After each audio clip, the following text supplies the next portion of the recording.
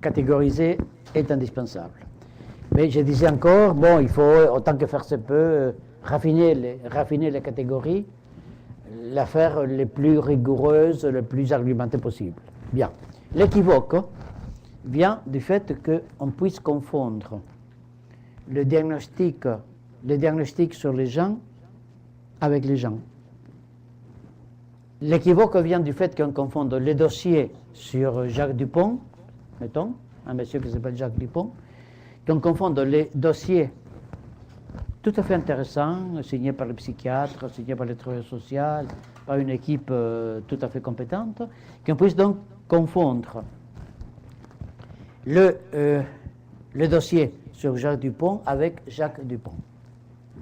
C'est-à-dire d'oublier qu'aucun sujet, aucun individu, aucun collectif, aucun sujet n'est réductible à ses symptômes. Oui, qu'il y a une distance entre il y a toujours une distance entre le diagnostic, entre ce qu'on dit d'une personne, si vous voulez plus simplement, entre le diagnostic sur une personne et cette personne.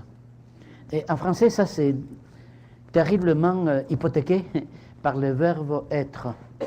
Hein? Quand on dit il est toxico, ou elle est prostituée, le verbe être. Il est toxico, ça veut dire il est aussi toxico. Hein?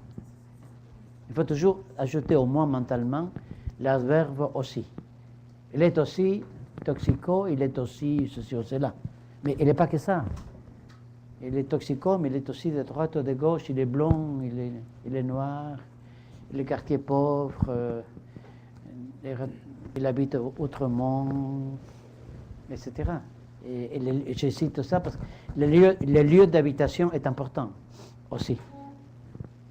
C'est-à-dire, on n'est pas toxico de la même manière dans la rue, à côté de l'UQAM, ou à Outremont, ou ailleurs, hein, je ne sais pas.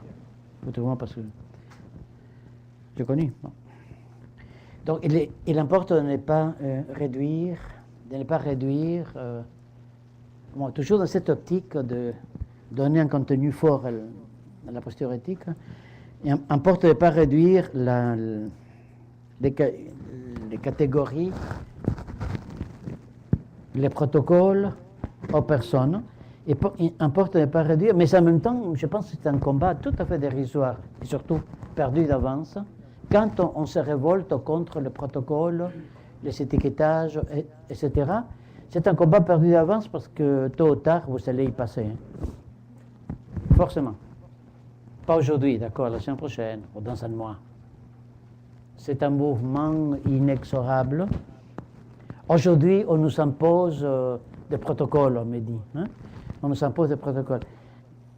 Non, c'est pas juste de dire ça. Aujourd'hui, on vous impose de nouveaux protocoles.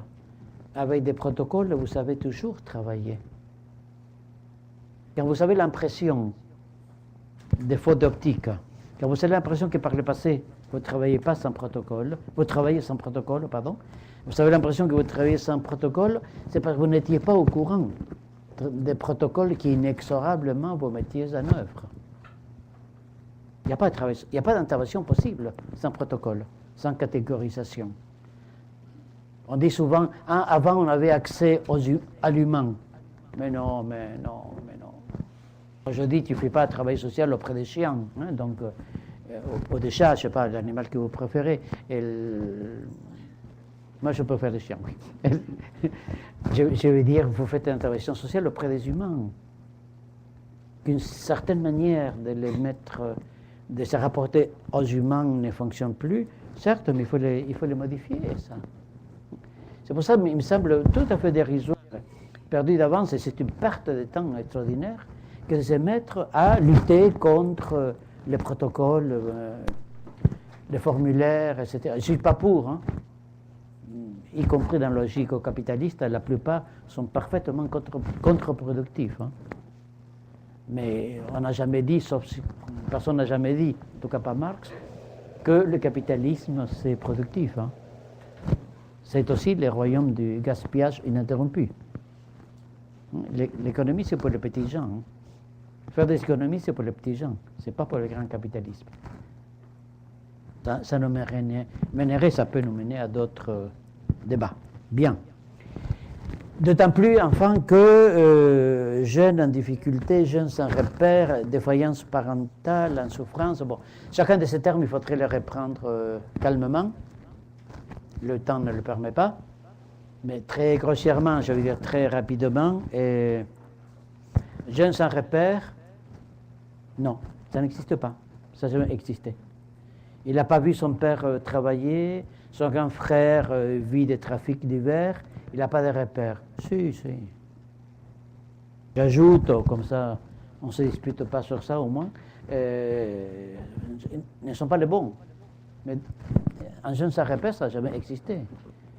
Avec l'histoire, avec celui qui est parti en Floride, celui qui, etc., ou le maire de telle grande métropole du Canada, etc., c'est sans repère, mais pas du tout.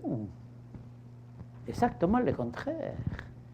Les gens de la rue, comme on dit, les gens de la rue sont pleins de repères, solides, très solides. C'est pour ça que votre réaction n'est pas évidente. Parce que si au moins ils étaient sans repère pour de bon, si au moins ils étaient vides, vous pourrez aller avec une carriole et vous laissez insuffler les repères qu'il faut. Ce n'est pas le cas, évidemment. Parce que jeunes sans repère, c'est une connerie, pour parler scientifiquement. Et la même chose pour défaillance parentale, la même chose pour en souffrance. Une partie parmi vous s'occupe déjà de ce qu'on appelle le mal-vite de défaillance parentale. Bien sûr, des questions se posent là, mais une petite note en bas de page. Et les parents ne sont pas définition défaillants. Une petite idée, pas catholique, c'est le cas de le dire.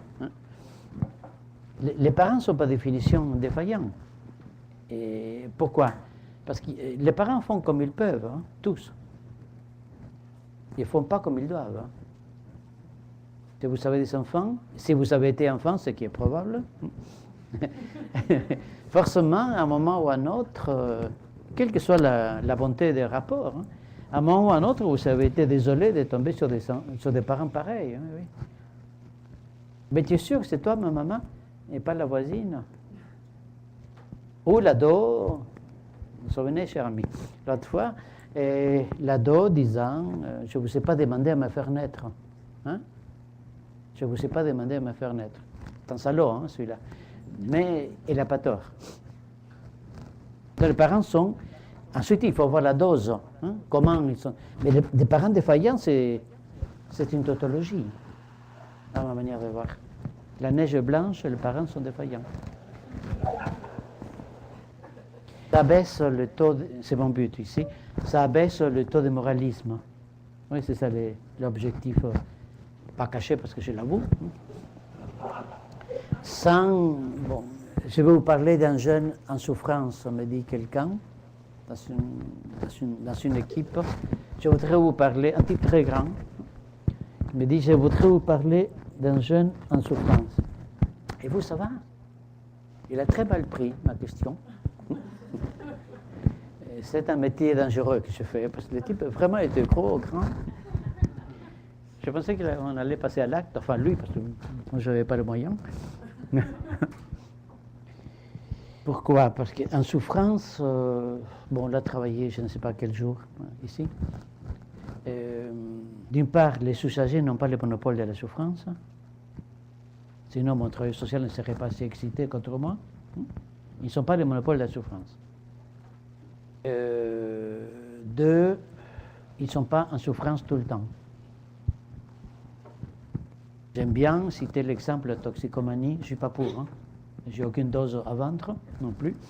J'aime bien citer quand même l'exemple de la toxicomanie qui a à voir avec le manque et la souffrance, mais aussi avec la jouissance. Vous entendez ça? Vous faites du travail social. Vous n'entendez pas ça? Vous faites de la charité. Et vous voulez non pas aider, mais sauver les toxicos, les sauver du mal. Oui? Et je ne dis pas, ce n'est pas une raison pour lui dire, bon, tenez, j'ai une petite dose pas chère, pas frélater, vous pouvez, etc. Non, mais dire que insister, par des exemples qui n'ont rien d'irréel, mais simple, insister sur le fait que la souffrance n'est pas une caractéristique des populations dont vous vous occupez. Je veux dire, ils n'ont pas le monopole de la souffrance, c'est ça que je veux dire. Ils n'ont pas le monopole de la souffrance. Eux aussi. Mais si chacun de nous n'est pas au courant de quelques souffrances, et pas que professionnelles, pour rester comme ça, évasive, et si on n'est pas au courant de des souffrances dont chacun est porteur, qu'on traîne dans les couloirs, dans les visites à domicile, que les usagers perçoivent très bien, parce qu'ils vont mal, mais ils ne sont pas idiots, hein, qui perçoivent très bien dans vos gestes, qui perçoivent très bien dans vos mains, hein, qui regardent vos pieds, parce que les usagers sont tout sauf fragiles. Hein? J'ai l'habitude de dire que la fragilité est un luxe des nantis.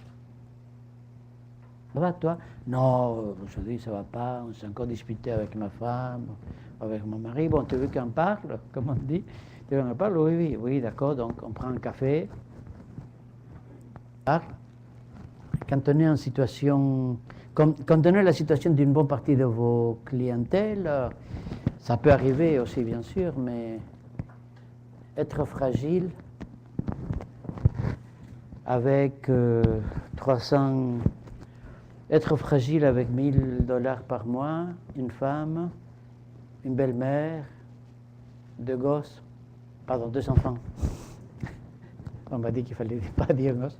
Avec 2 enfants, et bon, je suis étranger, moi, oui. Quand ça m'arrange. Bon, ça, il faut être fortiche, hein. Pour être dans la rue, toxico, pouvoir esquiver les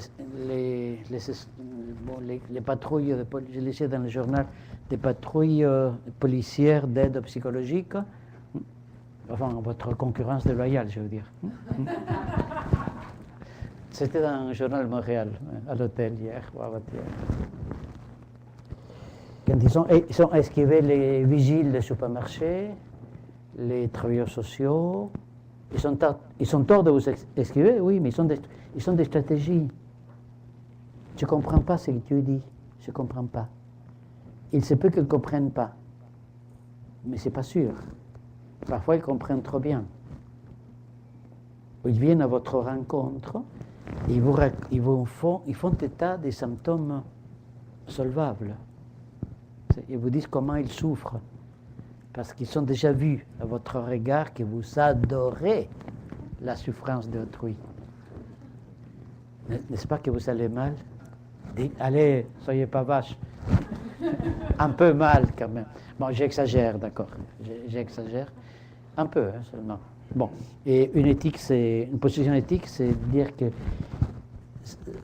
on ne peut pas ne pas utiliser des catégories, mais en même temps, ne pas les prendre pour de l'argent comptant. C'est pour dire que les gens sont un peu ce que vous dites, c'est le diagnostic plus ou moins correct. Les gens sont ce que vous dites, mais ils sont complètement autre chose aussi. Et de toute façon, quelle que soit la durée de votre rencontre avec le client, la rencontre est purement impressionniste. Hein? C'est un moment de sa vie qui vient après beaucoup d'autres événements et qui s'inscrit dans une logique qui va bien plus loin. Bien.